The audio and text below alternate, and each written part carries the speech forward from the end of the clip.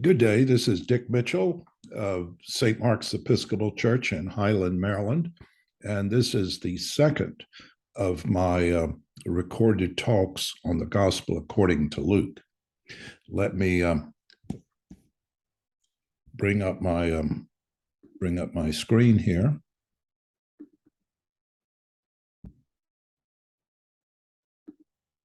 There we go. So today I'm continuing our series. Last week I discussed the Gospels more generally. Now I'm going to focus specifically on the Gospel according to Luke. Now, my overall thesis is that St. Luke is the author of this Gospel, that much of the Gospel was based on eyewitness accounts of the stories and teachings of our Lord Jesus, and that the Gospel is a reliable and trustworthy account of the stories of Jesus and his times. Luke's Gospel and the Acts of the Apostles are a two-part series, 2 volumes of similar length by the same author. Now, 6 years ago in 2016, I did a longer series of talks at St. Mark's on both Luke and Acts. This series is shorter, and I am trying to focus specifically on the Gospel. I may have used some of the previous material, but I have added other material, so this is not the same set of talks. Now, I'm an attorney, and I look at the Gospels for the purpose of these talks like an attorney. So this is not a literary analysis or a particularly theological discussion, but it's an appreciation of the work that went into the Gospel, how it was done, and a reflection on the sources and reliability of the work of the evangelist. My thoughts are seldom my own. Most of them are taken from commentaries by current-day New Testament scholars. I write out my remarks so that I keep my remarks specific and don't wander down extraneous rabbit holes, and try to keep my comments within the time available to me. So turning to the Gospel according to St. Luke. Luke is by word count the longest book in the New Testament. Matthew may have more chapters, but Luke has more words. Matthew is the second longest book, and the book of Acts, written by the same author as Luke, is the third longest. So if we combine Luke and Acts, these two books account for 27% of the entire New Testament. This means that the author Luke wrote more of the New Testament than any other single author. Also, scholars report that Luke's Greek is some of the best in the New Testament. Mark's Greek, for instance, is rather rough and ready, but Luke is more refined and more elegant. Reportedly, the best Greek in the New Testament is in the Epistle to the Hebrews. But Luke's Gospel is urbane and really contemplates a Gentile readership. So let me encourage each of you, as we move through these talks, to sit down with a favorite translation and read the entirety of the Gospel according to Luke. Also, you will find on YouTube or on Amazon Prime a wonderful motion picture of the Gospel named simply The Gospel of Luke. One of a set of 4 movies released on the internet in 2015, one for each of the 4 Gospels in an NIV translation, read in its entirety over an elaborately produced motion picture filmed in the Middle East in live action. You see the text acted out. Now, how do we read Luke's Gospel in Sunday worship? With the prayer book, we have 3 annual cycles, years A, B, and C, and we read through the Gospels of Matthew, Mark, and Luke in that order. This year, 2022, we count as year C, and we are reading from Luke's Gospel. Next year, starting with liturgical New Year, that's Advent Sunday on November 22nd, that's just next month, November 27th, we will be in year A, and in year A, we will read from Matthew. The following year, then from Mark, and so forth. Now, if you check out the gospel readings for the Sundays in year C, you will find that not all of them are from Luke, but about 80% of the Sundays have readings designated from Luke.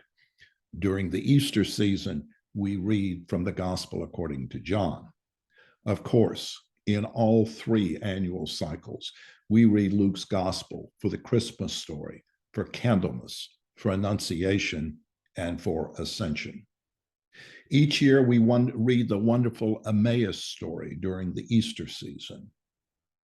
Now, what about Luke himself? What do we know about Luke as an individual?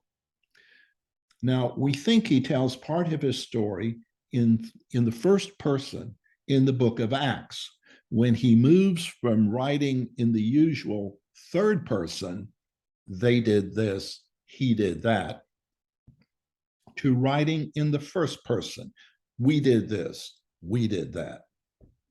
But Luke's name, his actual name, is never mentioned in the book of Acts. The only references to Luke by name, the references to Luke in the book of Acts are in the we passages. Now, if Luke did write these we passages, then Luke may be from northern Greece or from Asia Minor.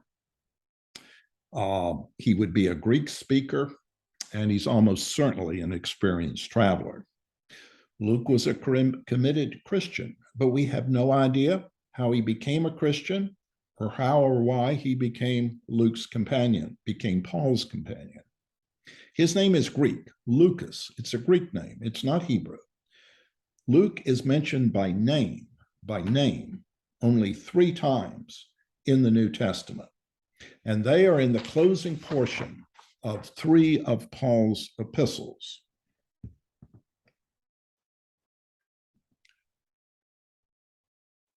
In the brief letter to Philemon, Paul simply sends greetings on behalf of his fellow workers, including Mark and Luke. That closing may be significant, but because it affirms that Mark and Luke were fellow workers together with Paul. So if Luke knew and worked with Mark, he presumably was confident in relying on the gospel account written by Mark. Then in Colossians, in Paul's epistle to the Colossians, written probably the same time as Philemon, Paul again sends greetings on behalf of at least 6 other people, including, again, Mark and Luke. But now Luke is described as the beloved physician. Now, if Luke was a physician, then he was likely literate and smart and probably had an inquisitive or curious mindset. And these qualities he would then bring to his composition of the gospel. In addition, in Colossians, Paul's description of his colleagues strongly suggests that Luke is not Jewish. Now, if this is the case, Luke would be the only non-Jewish author in the New Testament. And then finally, in the third epistle is 2 Timothy. Paul describes the whereabouts of many of his fellow workers, and he famously says, "Only Luke is with me." We also have no idea concerning the rest of Luke's life. There are reports that he lived to be 80 years old and that he died in Greece. But these reports are nothing more than legends, and we have no details. Luke is, of course, a saint of the church. He's commemorated on the 18th of October, just a couple weeks off. He is the patron saint of doctors, artists, and farmers. But if you begin to research Luke's gospel online, you quickly come across reports that many New Testament critics have concluded that the gospel could not have been written by any colleague of St. Paul, that its author did not know Paul and did not participate in the events in the book of Acts. This then heavily depends on what you think about the we passages in Acts. Does the author write about himself? These we passages are remarkably intense, detailed, and personal narratives of specific events, including a couple sea voyages. And here is an example. We went ahead to the ship and set sail for Assos, intending to take Paul on there, for he had made this arrangement intending to go by land himself. When he met us in Assos, we took him on board and we went to Mytilene. We sailed from there, and on the following day we arrived opposite Chios. The next day we touched at Samos, and the day after that we came to Miletus. On the other hand, Professor Bart Ehrman, down at Chapel Hill, suggests that these we passages were simply a fraud to create the false sense that the author was a partner of Paul's, but that Luke and Acts were written in a later generation, and in fact, the author never knew Paul. Ehrman calls Acts a forgery. Now, this program is about Luke's gospel, not Acts. But let me say that the book of Acts is replete with many markers that show the author's personal connection with the story and with the geography, not simply the we passages. Historians and other scholars, as we have learned more details of the first century Roman Empire and its people and geography, scholars have repeatedly verified the factual details of the book of Acts as a consistent and coherent account of life and locations. Here, for instance, is a website that identifies 84 specific geographic, political, and historical facts covering the journeys of St. Paul that Acts gets right. In addition, we have the many overlapping and collaborating details between the book of Acts and the epistles of St. Paul. Finally, the Paul we meet in Acts is the same Paul we meet in the epistles. Our Wednesday morning Bible study group has read the book of Acts several times over, and we've also read extensively in Paul's epistles.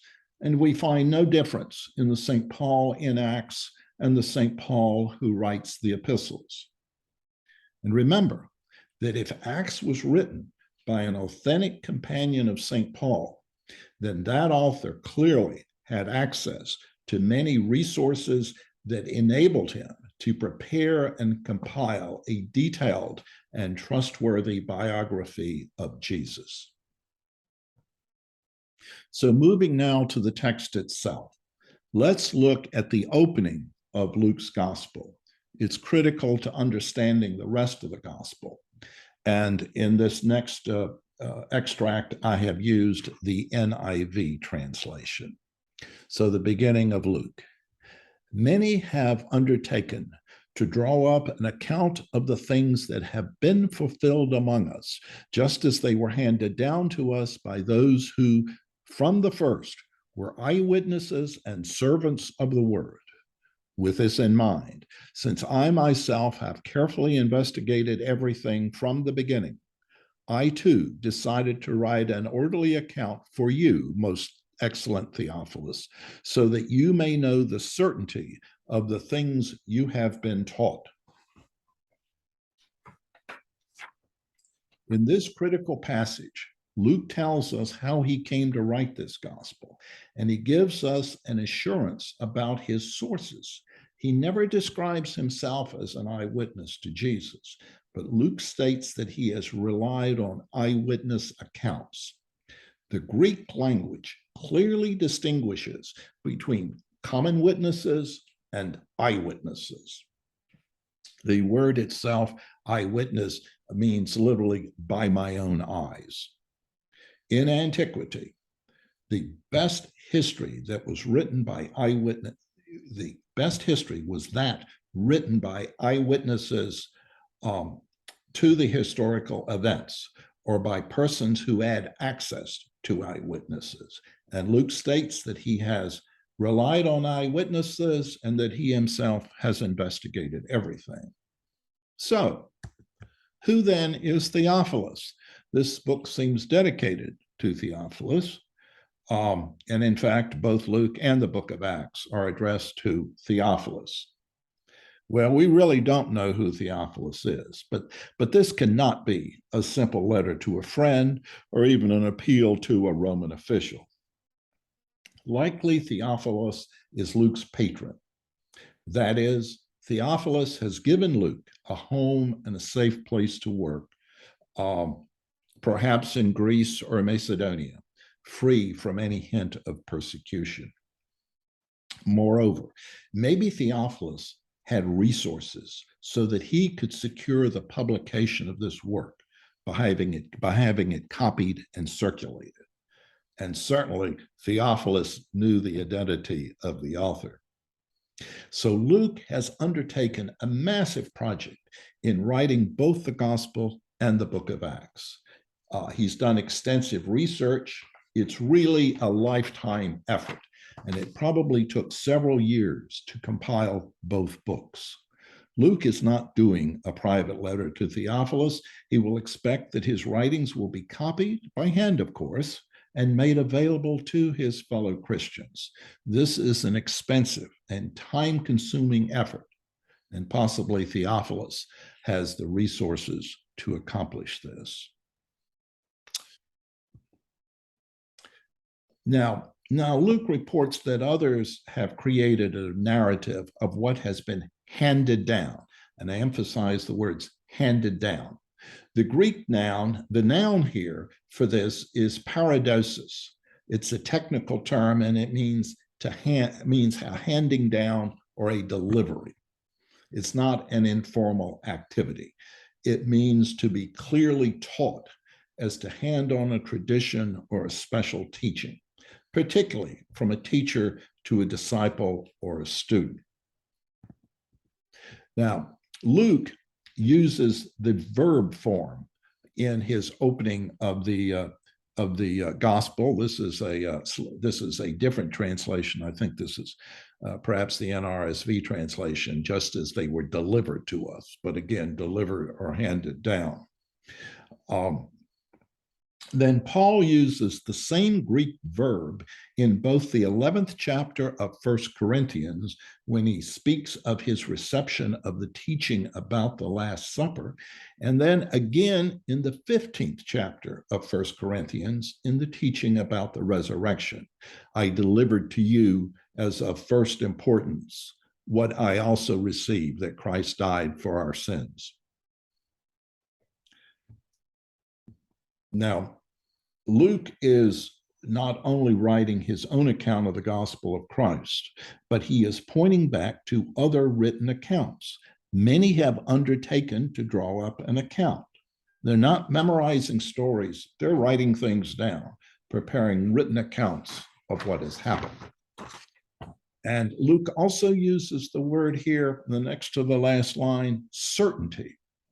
This was a deliberate word choice. The Greek word means certainty or truth and has a sense of security and reliability. It is a strong word. So now we're going to do a little walk through history. This the story of the public ministry of Jesus begins in the 3rd chapter of Luke, and Luke supplies a very specific time signature with respect to John the Baptist. In the 15th year of the reign of Tiberius Caesar, Pontius Pilate being governor of Judea, and Herod being tetrarch of Galilee, and his brother Philip, tetrarch of the region of Iturea and Trachonitis, and Licinius, tetrarch of Abilene, in the high priesthood of Annas and Caiaphas, the word of God came to John, the son of Zechariah, in the wilderness. Now, Herod the Great had died in 4 BC, and Caesar Augustus had divided Herod's kingdom into 4 parts, and a tetrarch is, in fact, the ruler of a quarter. But there are only 3 tetrarchs named here in the passage, because Judea had in the interim fallen under direct Roman rule, so that Pilate was the military governor.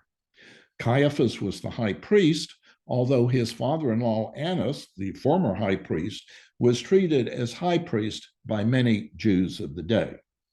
Now, the Emperor Caesar Augustus died in the year AD 14.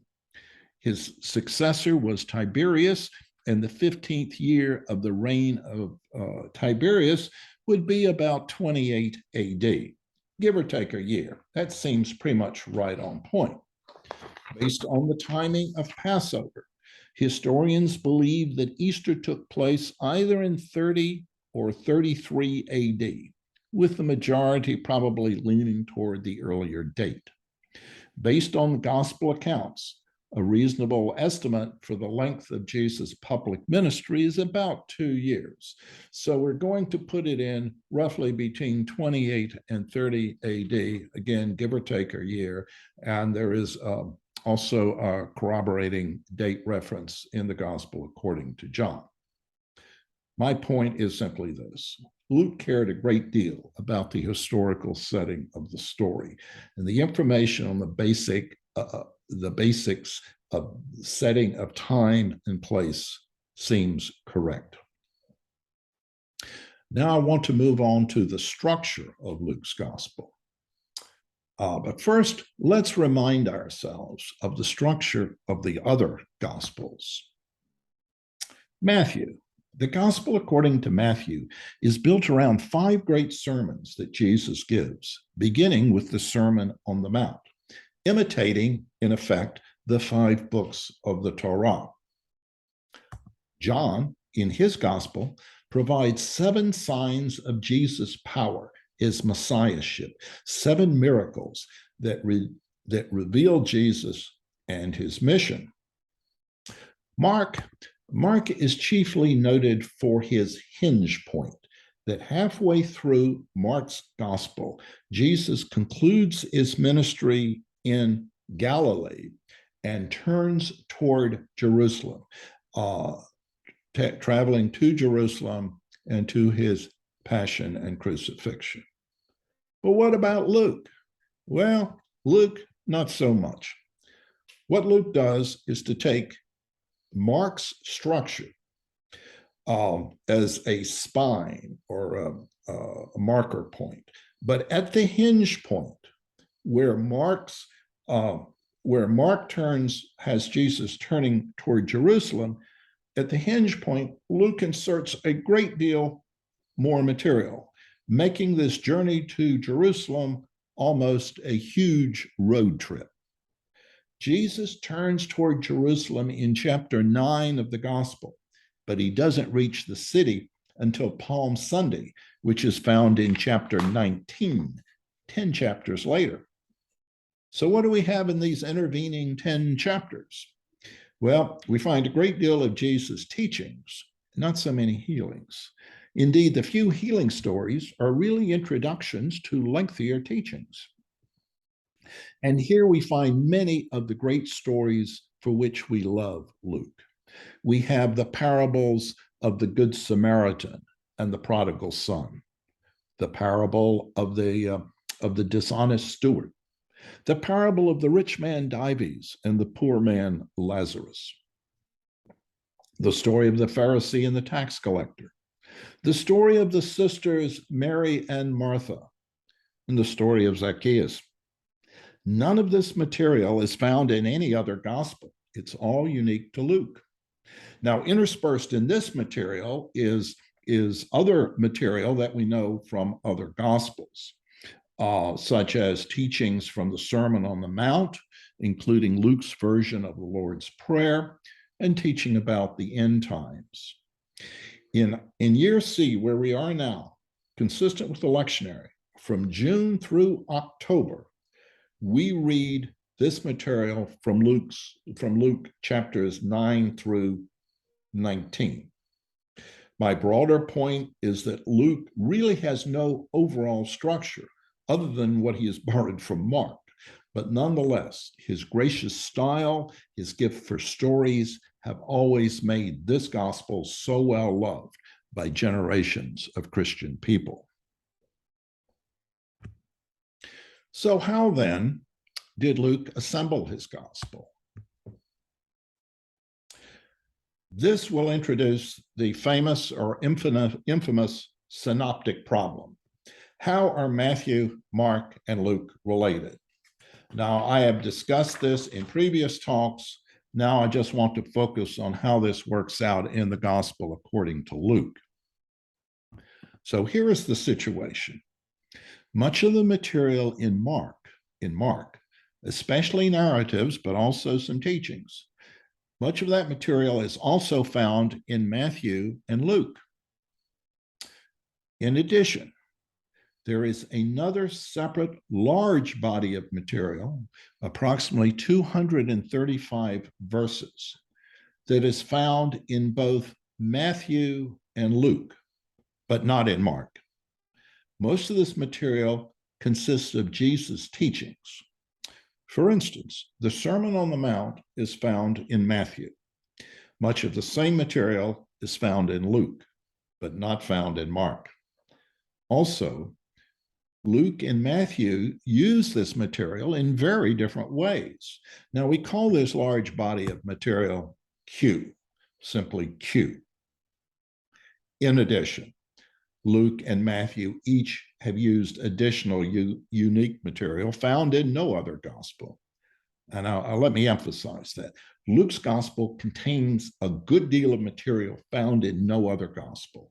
I gave some examples just a moment ago. Another well-known example in Luke are the angels appearing to the shepherds to announce the birth of the Christ child. That story is told in no other gospel. Now, the simplest and most widely accepted explanation, and the one that fits within very significant time limitations, is that Mark wrote his gospel first, and then Matthew and Luke, working separately, relied on Mark's gospel as the spine or the backbone for their gospels, but each then added both the Q material and then their own unique material. This is a sample diagram of that explanation. You see in the diagram that Mark's gospel is used both by Luke and Matthew. The Q is used both by Luke and Matthew, but the L figure represents the unique material that Luke used, just as the M figure represents the unique material used in Matthew. Now, we know what the Gospel of Mark is. We have it. We can read it. We can speculate about its authorship. We don't have Q. You can't go look up Q. In fact, Q has an arbitrary definition. Q is the teaching and related materials shared by Matthew and Luke, but not found in Mark. Again, like pieces of a puzzle.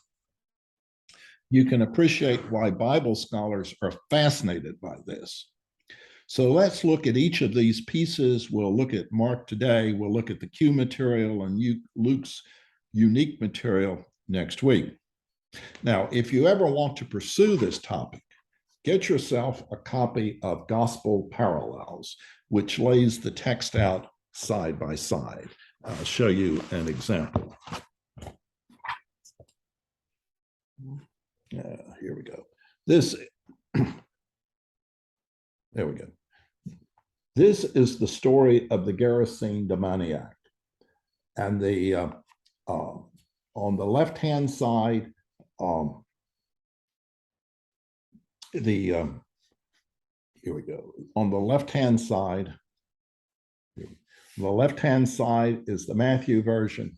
The middle section is the Mark version, and the right-hand side is the Lucan version.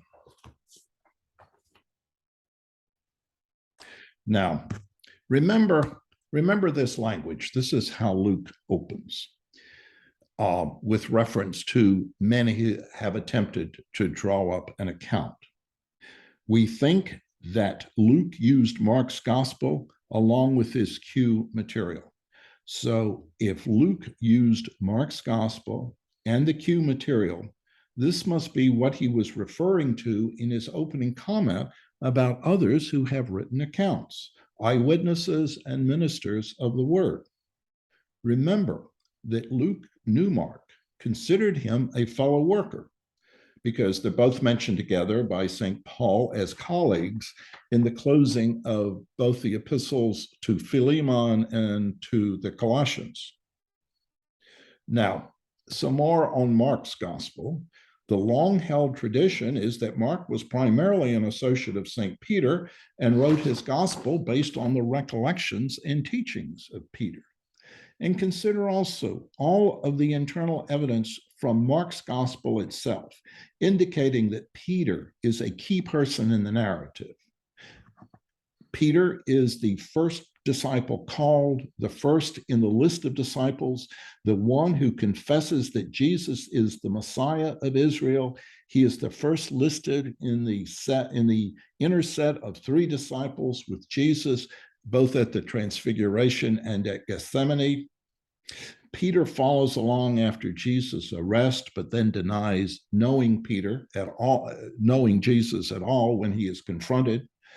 Peter is in a critical place in Mark's gospel, and that supports the traditional understanding that Mark's gospel is based on Peter's accounts. This is not to say that Mark's gospel is simply the reminiscences of Peter. Scholars believe that from the initial time after Pentecost, the early church gathered to share bread and wine and recited the story of Jesus' suffering, death, and burial.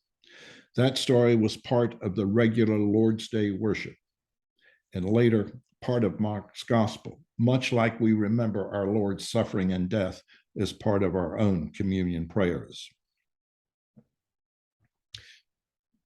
So here is a pie chart reflecting the composition of Luke's gospel.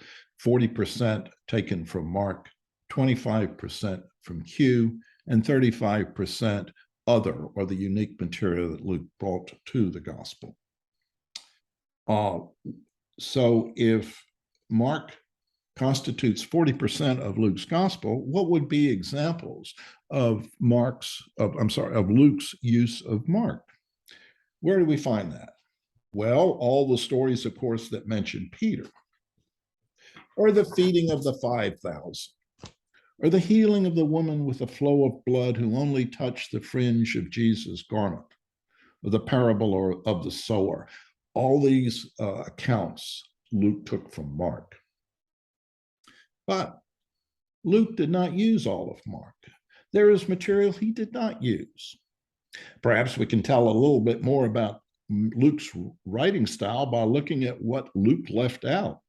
What was in Mark that Luke did not use?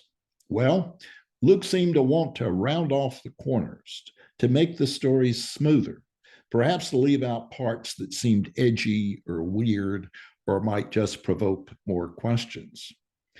For instance, Luke did not tell the story of Jesus cursing the fig tree, or even walking on water, or telling folks that if their eye causes them to sin, to pluck it out. He did not retell the story of the beheading of John the Baptist, nor did he tell the story of the Syrophoenician woman who pushed back at Jesus with, "Even the dogs under the table eat the children's crumbs." It's almost as if Mark wanted to make his story G-rated rather than PG-13. So that completes today's talk. Next week, I want to talk about the Q material, and more interestingly, about the unique material that Luke added to his gospel. We'll see you then. Bye-bye.